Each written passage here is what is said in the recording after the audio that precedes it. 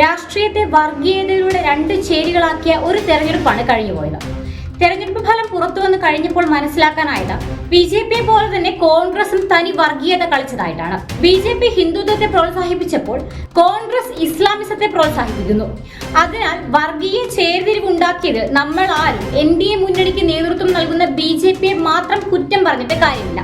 കോൺഗ്രസ് നേതൃത്വം നൽകിയ ഇന്ത്യ മുന്നണിക്കും ഈ കാര്യത്തിൽ തുല്യ പങ്കാണുള്ളത്. ഇത്രയും നാൾ എല്ലാവരും പറഞ്ഞുകൊണ്ടിരുന്നത് BJP ഇന്ത്യയെ വർഗീയമായി രണ്ടായി വിഭജിച്ചു എന്നായിരുന്നു. എന്നാൽ ഇപ്പോൾ BJPയുടെ വർഗീയതയ്ക്ക് ബദലായി കോൺഗ്രസ് മറ്റൊരു വർഗീയ കാർഡ് ഇറക്കി കളിക്കുന്നതായിട്ടാണ് നമ്മൾ കാണുന്നത്. BJPയുടെ വർഗീയത ഹിന്ദുത്വത്തിൽ ഊന്നിയുള്ളതാണെങ്കിൽ കോൺഗ്രസിന്റെ വർഗീയത മുസ്ലിം പ്രീണനത്തിൽ ഊന്നിയാണ്. BJPയുടെ വർഗീയതയെക്കാളും 10 മടങ്ങ് പ്രഹരശേഷിയുള്ളതാണ് കോൺഗ്രസിന്റെ വർഗീയത. കോൺഗ്രസ് ഉപയോഗിച്ച മുസ്ലിം വർഗീയത എന്നത് ഇന്ത്യയിൽ ഒരു മത ന്യൂനപക്ഷത്തിനിടയിലായതിനാൽ ആരും ഇക്കാര്യത്തിൽ വലിയ ശ്രദ്ധ കൊടുക്കാറില്ലായിരുന്നു.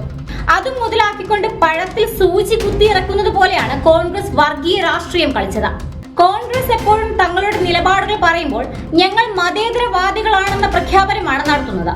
ഈ പ്രഖ്യാപനത്തിൽ എന്തുമാത്രം ആത്മാർത്ഥതയുണ്ടെന്ന് നമ്മൾ ഓരോരുത്തരും തിരിച്ചറിയേണ്ടതുണ്ട്. കോൺഗ്രസ് പാർട്ടിയുടെ മതേതരത്വം എന്ന് പറയുന്നത് ഒരു മതത്തിനു വേണ്ടി മാത്രം ഉള്ളതായിട്ടാണ് കാണാൻ സാധിക്കുന്നത്.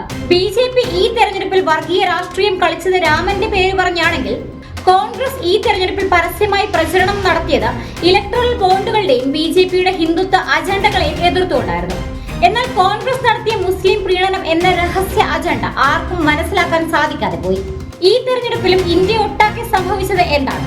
ഇന്ത്യയിലെ എല്ലാ സംസ്ഥാനങ്ങളിലും മുസ്ലിം വോട്ടുകളുടെ ഏകീകരണമാണ് ഇന്ത്യ മുന്നണിക്ക് വേണ്ടി ഉണ്ടായത്. അതുകൊണ്ട് മാത്രമാണ് ഇന്ത്യ മുന്നണിക്ക് ഇത്രയധികം സീറ്റുകൾ കരസ്ഥമാക്കാൻ സാധിച്ചത്.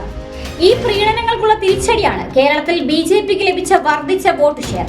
അടുത്ത അസംബ്ലി ഇലക്ഷനിൽ 10-ലധികം സീറ്റ് നേടി BJP കേരള രാഷ്ട്രീയത്തിലും നിർണായക ശക്തിയായി മാറുമെന്ന കാര്യത്തിൽ യാതൊരുവിധ സംശയവും വേണ്ട. അങ്ങനെ വന്നാൽ കേരളത്തിലും രാഷ്ട്രീയ കുതിര കച്ചവടം പൊടി പൊടിക്കുമെന്ന കാര്യത്തിൽ ആർക്കും ഒരു സംശയവും വേണ്ട.